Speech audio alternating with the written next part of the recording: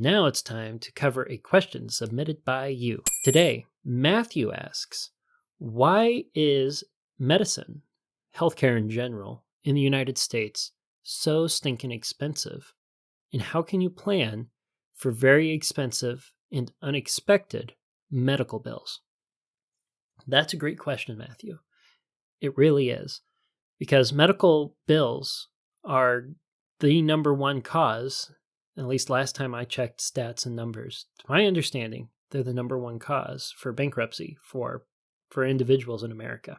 And you're right, medical bills can be incredibly expensive. Medicine can be incredibly expensive. I can't personally answer exactly why it's so expensive, but there is a YouTube video I saw by Adam Ruins Everything where he covers the medical system and the medical insurance and how all of that came about in America and how we used to have relatively inexpensive healthcare. And then insurance companies wanted to make sure that they felt like they were getting a deal. And they kind of created this Bible of here's what things should be billed to people at, here's what you should charge, Mr. Medical Provider. And here's what we will pay you for it. You get paid more than what you can charge people. And people are going to want to have insurance because they can't afford this bill that's so much higher than it used to be. And we all make money. And it's a cycle that's kind of based in that I think is at least in part contributing to the high medical costs here in America. And just like you, I struggle when it comes to how expensive some medical things can be. Unfortunately, that's why it is genuinely important to have either health insurance or a cost-sharing ministry at your back to defer risk to when you can't take on the risk yourself, where most of us are not financially independently wealthy right now. We do have the potential to run into a medical bill that could cripple our financial future or run us into bankruptcy. We have our savings. We have a certain amount of medical bills that we could cover in a given year.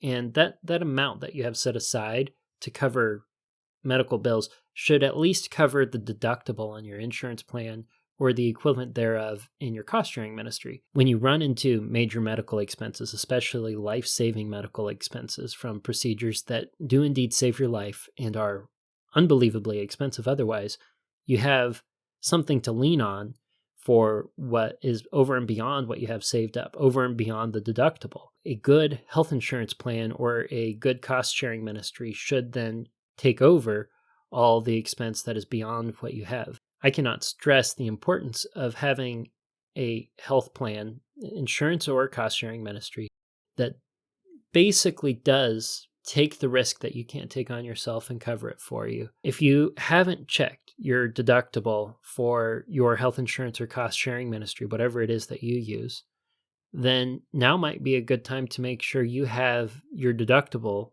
in savings. You have enough savings that you could cover a major medical problem. You don't want to be putting the equivalent of your deductible on debt if you run into the problem. That's going to just simply turn a medical emergency into a financial crisis down the road. This is such an important topic. I put updating your insurance on the whole to defer risk appropriate to your situation in HopeFilled footstep number 2. We'll probably have multiple podcasts in the future where I talk about insurance and deferring risk in more depth for all of the healthy deferrals that can exist out there and all the good insurance that you want to be double checking in HopeFilled footstep number 2. This is a nice segue to the main topic, the interview that I have with Chalice discussing malware, ransomware, and identity theft.